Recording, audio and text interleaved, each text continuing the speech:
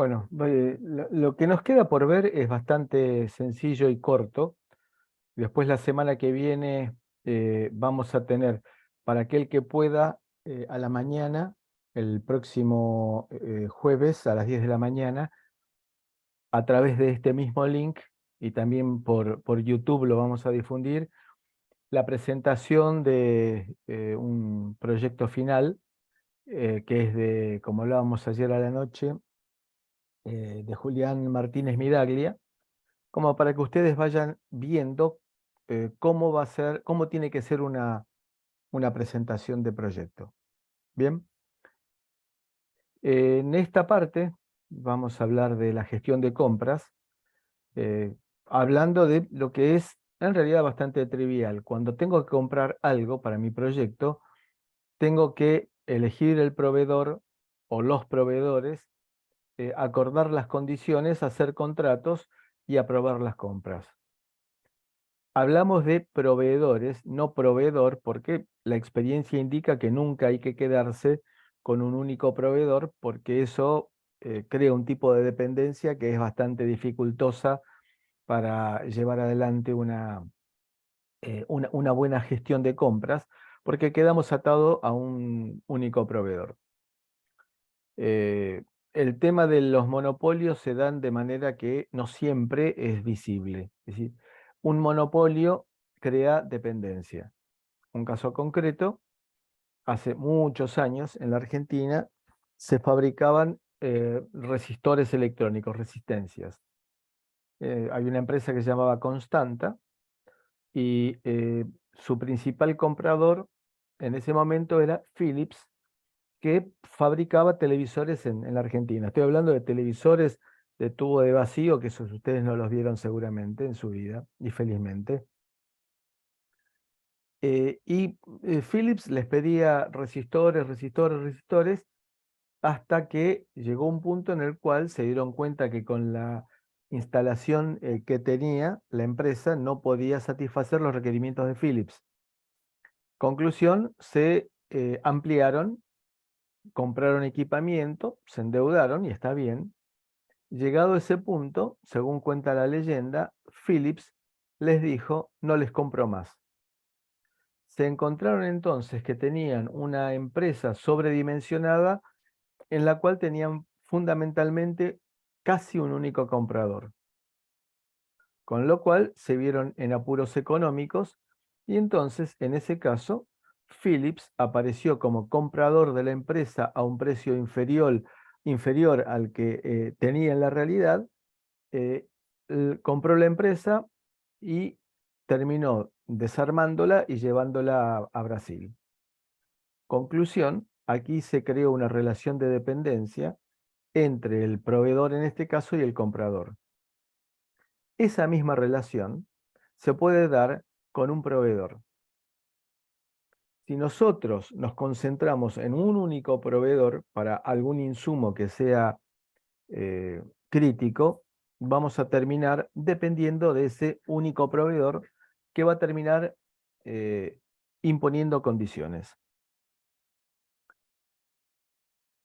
La, la gestión de compras implica acordar contratos, redactarlos, también con las órdenes de compra, hacerlo firmar por ambas partes con asesoría de expertos. Normalmente tiene que haber de por medio un sector legal y un sector de contaduría, que son los que tienen que asesorar a la gerencia para terminar firmando los contratos. Si hay un asesoramiento, qué es lo que se puede poner, qué es lo que no se puede poner.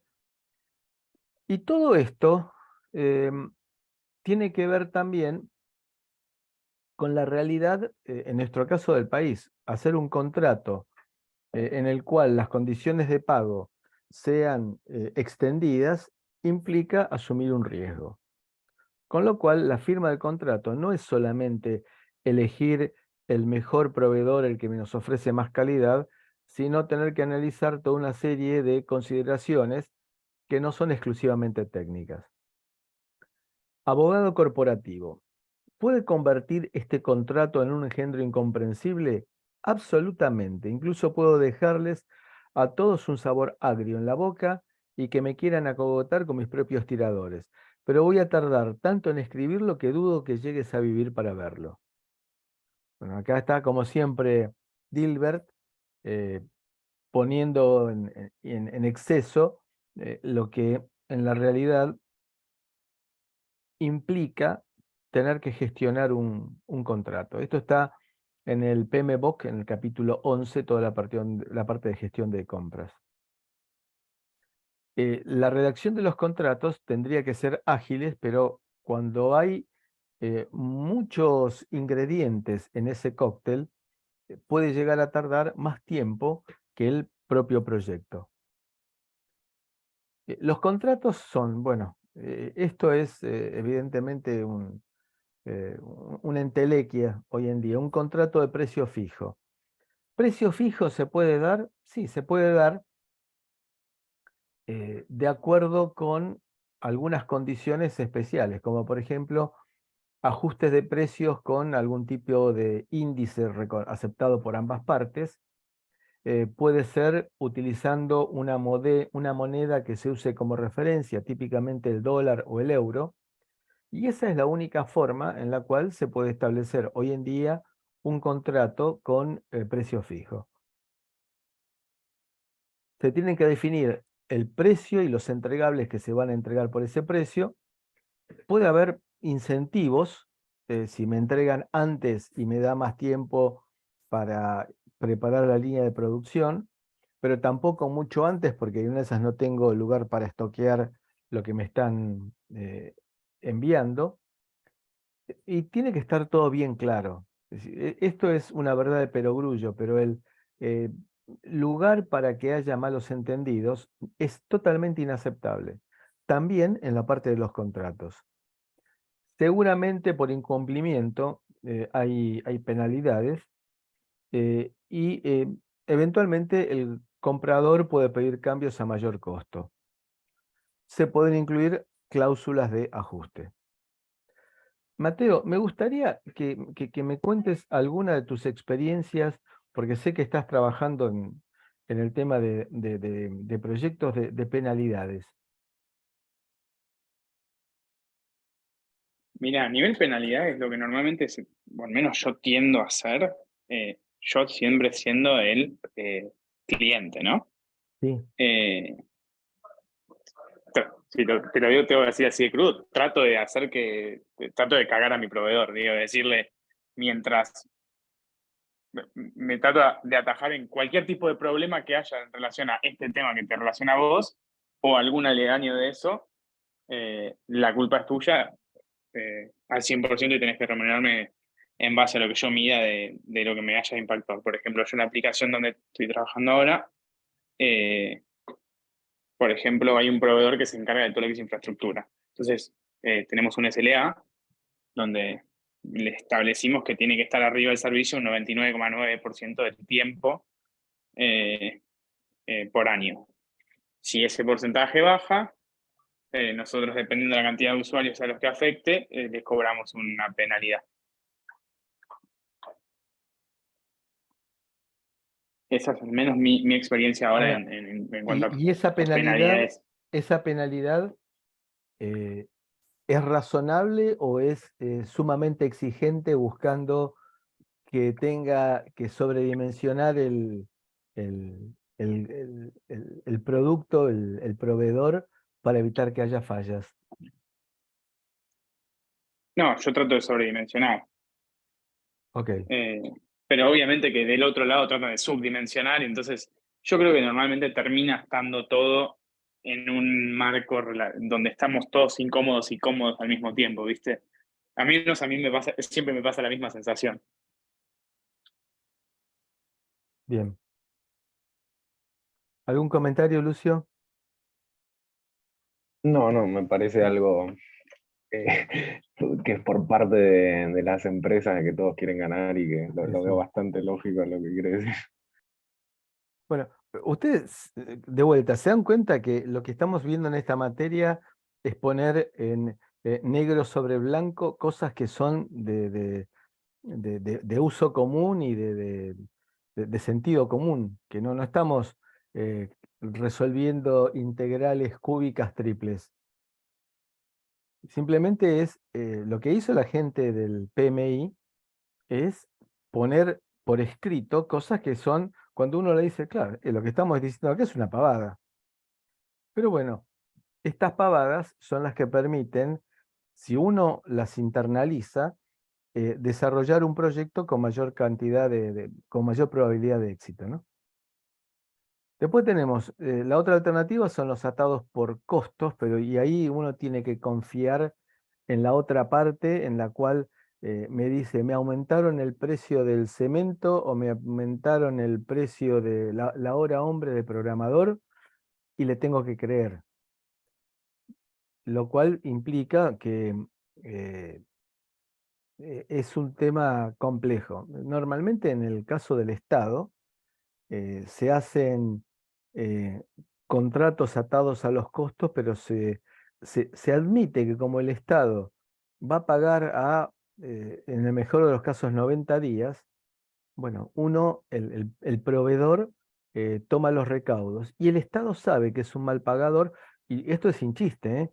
El Estado admite a veces unos sobreprecios importantes porque sabe que le va a pagar a los premios. Y en una época de inflación, la cual obviamente es impredecible, hace que los costos que se presentan sean a veces absurdos. Entonces piensen ustedes simplemente que por el hecho del interés compuesto, con la inflación vigente que tenemos del orden del 8%, a 90 días tenemos un sobreprecio mínimo aceptado de un 30%.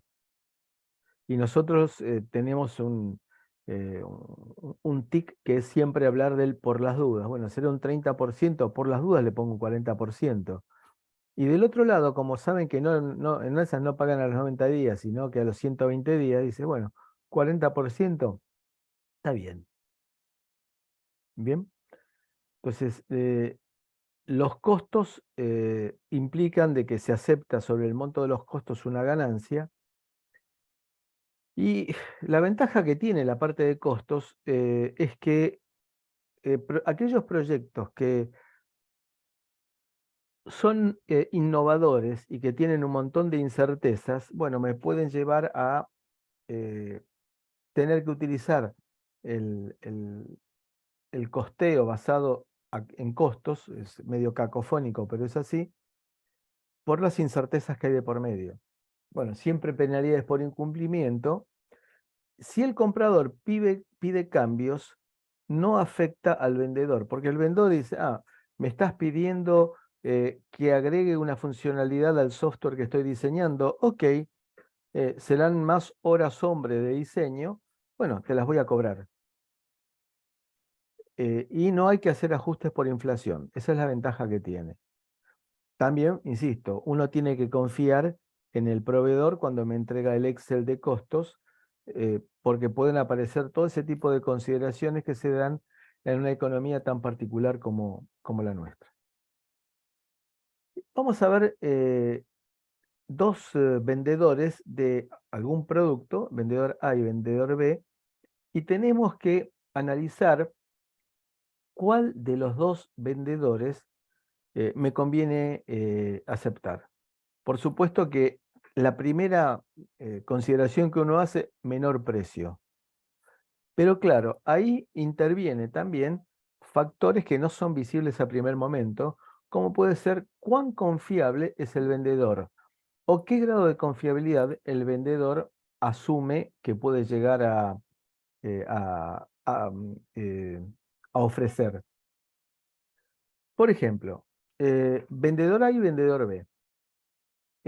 Y vamos a ver cuál conviene entregar, comprar. Vendedor A me ofrece, si entrega en tiempo su producto, un costo de 50.000. El vendedor B también.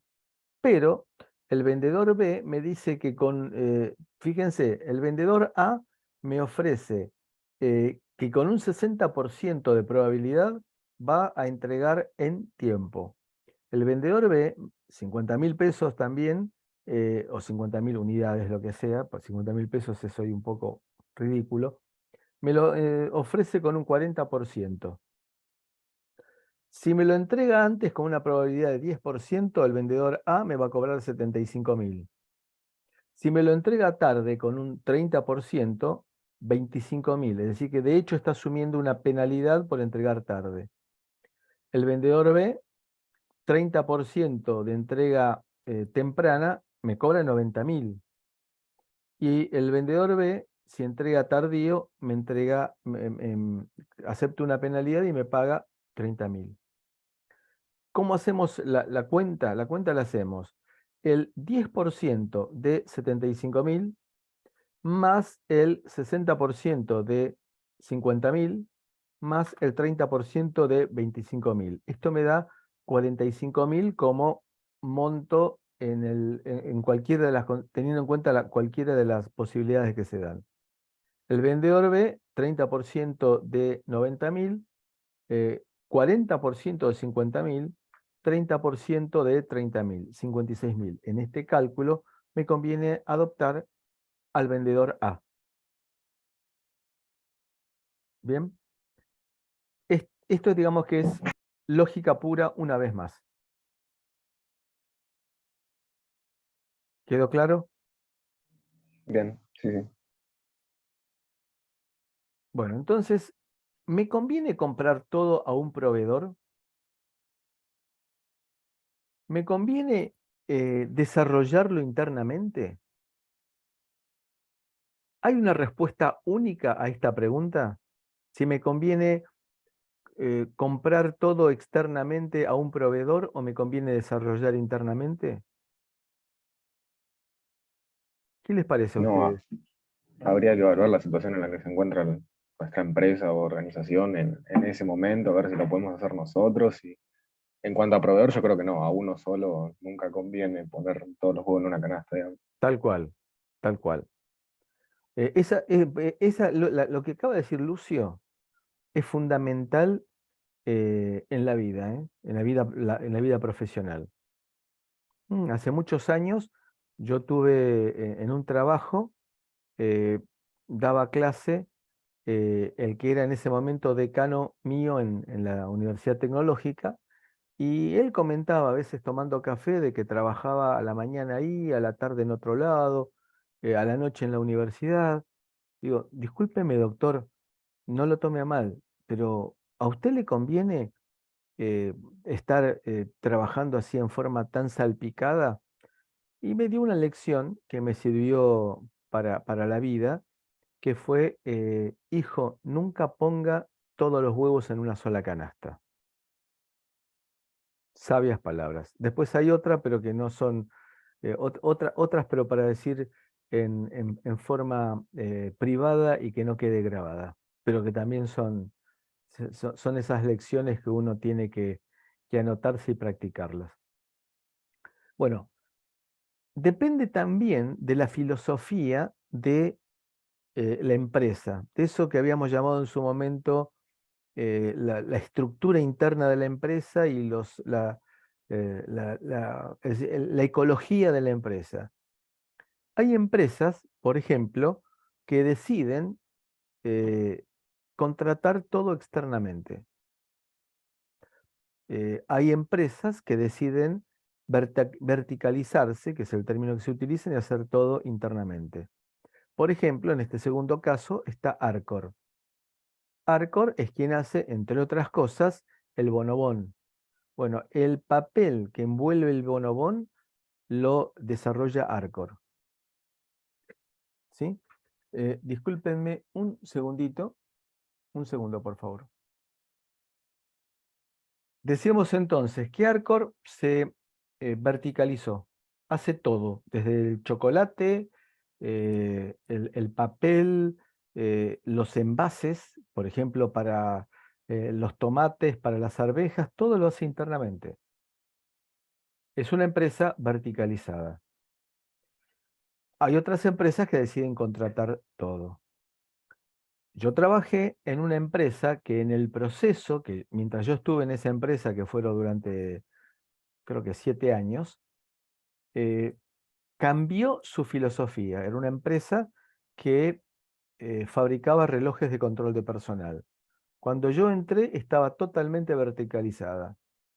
Se hacía el diseño dentro de la empresa, se armaban los prototipos, se fabricaban, se hacía todo dentro de la empresa. Esto fue en el año 90, que fue en plena época del gobierno de Menem, con lo cual se empezó a abrir la importación, había que reducir costos, y bueno, paulatinamente fueron tercerizando partes. Por ejemplo, el armado de las plaquetas se mandó a hacer por la misma gente que lo hacía dentro de la empresa, pero externamente, con lo cual se ahorraron todas las cargas sociales, por ejemplo. Y a partir de ahí, la empresa que cuando yo entré éramos 240 personas en el año 90, 1990, cuando me despidieron a mí en el año 97, quedábamos 35. La empresa supuestamente debía seguir funcionando igual. Evidentemente que se produjeron reasignaciones, ajustes, cambios. Bueno, cambió la política. Se pasó de una empresa verticalizada a una empresa contratista. Es decir, que la gestión de compras depende de la idiosincrasia de la empresa, y la idiosincrasia de la empresa es dinámica, es decir, que puede ir cambiando durante el proceso de producción. También hay que analizar cuando el caso de Dilbert en esta situación es bastante intrincada, porque lo que está diciendo Dilbert es que aquí el gerente de compras es un mono, y que no sabe tomar decisiones, obviamente, y dice que necesita un cable especial para la PC, y le dieron un pedazo de soga porque era más barata. Es gracioso, pero en algún momento, si el personal de compras no está adecuadamente capacitado, puede hacer desastres.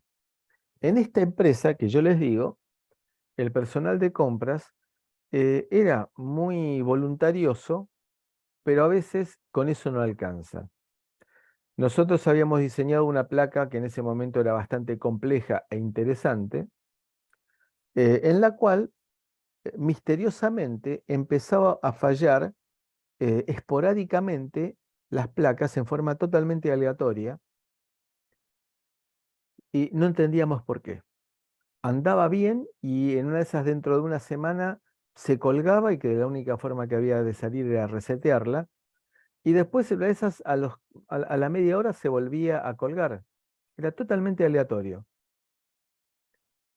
Después de estar una semana entera tratando de encontrar de qué se trata, con el costo del personal durante una semana entera tratando de encontrar, era una cosa absurda y ridícula. El prototipo que habíamos fabricado nosotros funcionaba perfectamente, pero la producción era un desastre.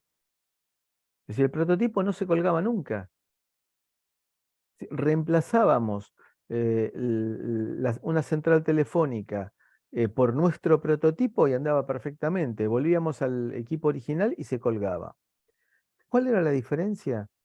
Que la gente de compras había decidido por las suyas y sin consultar comprar un componente electrónico en lugar de la marca eh, prestigiosa y confiable con la cual habíamos hecho el prototipo, comprar una versión más barata. Claro, parecería que hubiera sido una buena decisión, pero ese componente tenía una condición de falla que era extrañísima. Extrañísima significa que cuando sobre el bus de datos, ¿se acuerdan del bus de datos de los procesadores? Se estaba direccionando una determinada posición de memoria y se escribía un dato, un valor particular de datos sobre esa posición de memoria, el sistema se colgaba. Y no había forma, es una falla extrañísima que la he llegado a publicar, porque era realmente muy particular. Bueno, una decisión de compra inconsulta llevó a perder horas de trabajo y después lo que fue la remanufactura de las placas, porque no se tiraron, sino la remanufactura de las placas de soldar y volver a soldar componentes. ¿Quedó claro? ¿Alguna pregunta? No, por mi parte bien. Bueno, hay que analizar proveedores, ver si va a haber dependencia, analizar el cumplimiento de plazos y también analizar los riesgos de comprar ya hecho o hacerlo nosotros. Normalmente uno dice, si lo mando a fabricar afuera, me resulta más cómodo. Está bien, pero me resulta probablemente más caro. Por eso es necesario analizar el comprar versus hacer. Aquí es la cultura de la organización, lo que hablamos antes, influir en la gestión de compras. Eh, de, de hecho, si tenemos un encargado de compras que sea excesivamente estricto, es decir, que no plantee, que no busque facilitar la realización del producto, sino trate de preservarse él y no tomar decisiones, sino tirar las decisiones hacia aquel que le está pidiendo algo, el sistema puede llegar a intrincarse, a trabarse un poco. Y por supuesto, la gestión de compras va a influir en el resultado del proyecto. Mi ensayo fue un completo fracaso porque tuve que usar una soga en lugar de un cable apropiado. Nuestro responsable de compras es un mono que firmó un contrato de exclusividad con un vendedor de sogas. No voy a tomar ninguna posición hasta escuchar la versión del mono. Muy probablemente nos sintamos identificados con situaciones de este tipo en la cual uno esperaría que el que tiene que tomar una decisión estrangule al mono, o a quien sea, en ese caso el mono, pero toma una decisión de protegerse. Las condiciones locales pueden influir en la gestión de compras, la particularidad del mercado, disponibilidad de oferta local.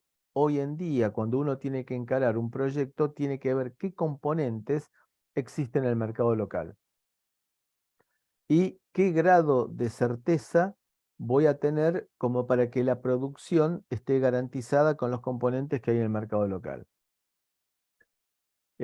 Y aparte, no solamente estamos pensando en la situación del país, sino también en la situación global. La pandemia ha creado cuellos de botella que son muy difíciles de ir sobrellevando. Caso concreto, una empresa de venta de componentes electrónicos, antes de todo el estrangulamiento que hay para las compras en el exterior, debido a la situación internacional que existe, una empresa muy importante les dijo, este componente tiene un plazo de entrega de 56 semanas, es decir, más de un año.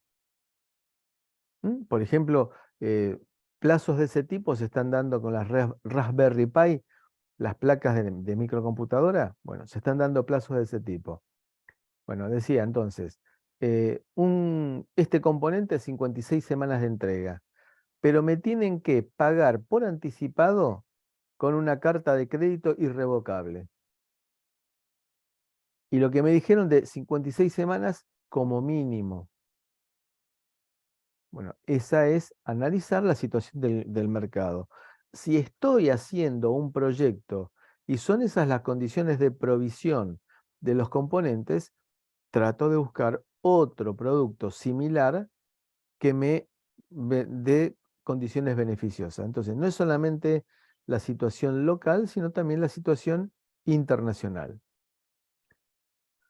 Requerimientos locales singulares, por ejemplo, plazos de pago, términos y condiciones de los proveedores, y el proveedor me dice que tengo que ir a buscarlo a su fábrica o que tengo que pagar el flete o cosa por el estilo. Reputación y desempeño de los proveedores. ¿Cuán confiables son los proveedores? ¿Qué historial tiene? Hoy en día eso uno, por ejemplo, en Mercado Libre lo puede ver con la puntuación que tiene. Mercado Libre es un referente para la compra de componentes. Nosotros en la universidad, por facilidad de cosas, se compran los componentes muchos componentes en Mercado Libre, pero, por supuesto, que ahí empieza a tallar la parte logística. Ustedes saben que en Mercado Libre, si uno compra un resistor cuyo costo son 50 centavos de peso, me cobra 800 pesos por traérmelo. Y si le pido 20.000 resistores similares, me cobra 800 pesos.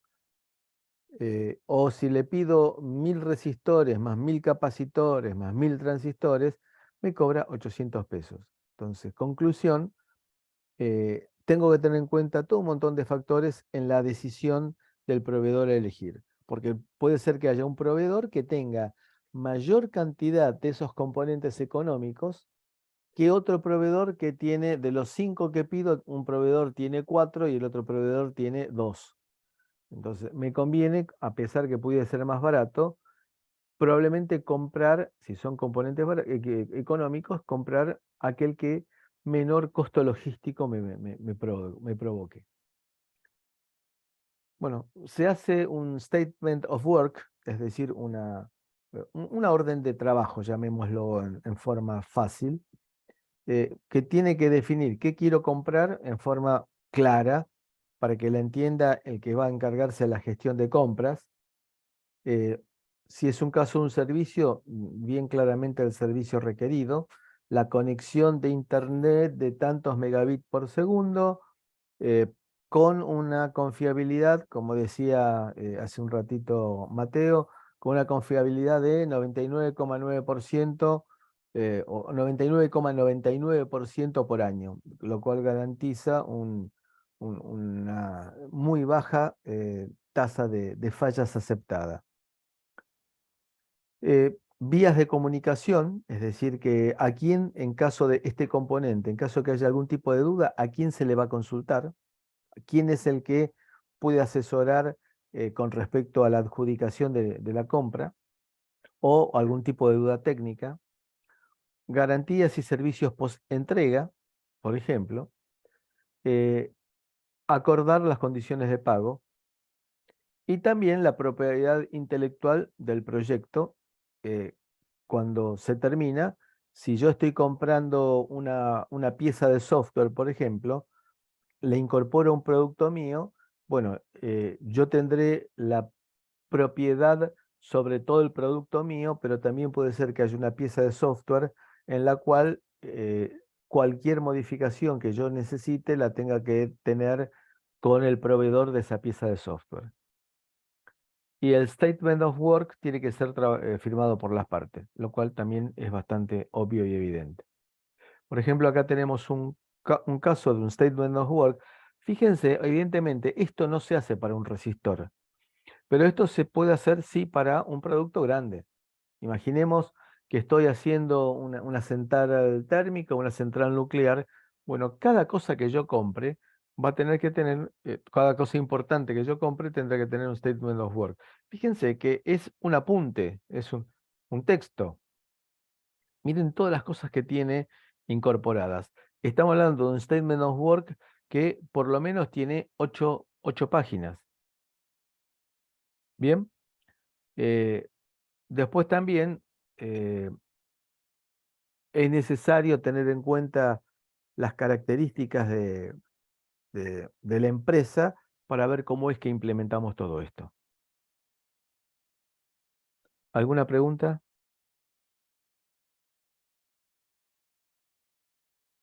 ¿Están vivos todavía? Mm, ¿Despiertos? Muy claro. Va bien. Yo ahí iba a decir una cosa que mencionabas ahí a nivel componentes, viste, que decías esa diferencia de traer uno o traer 1.000. Lo que yo, bueno, en un trabajo previo hice o hacía, era que yo sumaba el costo, es decir, no sé, me costaba 800 pesos que Mercado Libre me lo traiga, bueno, tenía 800 componentes, le sumaba un peso al costo del componente porque me salía eso de envío, ¿se entiende? Sí. Entonces, como que ahí era bastante más fácil la decisión, se le sumaba el costo de la logística. Pero es que en ese caso tendrías que saber de antemano quién va a ser el proveedor. Y acá lo que estamos Claro, sí, diciendo es una cuando yo cosa hacía más análisis de compleja, ¿no? proveedores, decía así. Acá estamos Sí, haciendo sí, un sí, análisis total. más complejo porque puede ser que decida un proveedor. ¿Ustedes vieron cuando compran en el Mercado Libre que hay un momento en que dice, quiere agregar más elementos de este proveedor? Y uno se pone a fijarse, es un buen gancho, ¿no? Porque uno empieza a fijarse qué más puedo llegar a pedirle a este proveedor y dice, ah, yo estaba necesitando también un cable USB 3, USB-C 3. Ah, puede ser, sí, claro. Bueno, es un buen gancho, pero también si lo tomamos ahora que esto es una empresa y no es para darme los gustos, probablemente me permita a mí elegir un proveedor en el cual el componente no necesariamente sea lo más barato, pero que sumado con el costo de logística, me resulta conveniente comprárselo a un proveedor y no al que si voy a la ventana, al mostrador, me resultaría más barato. Bueno, de vuelta, no es una ecuación única, sino tengo que analizar el caso de cómo me conviene encararlo. Sí, totalmente. ¿Preguntas? No, por ahora no. No, va bien.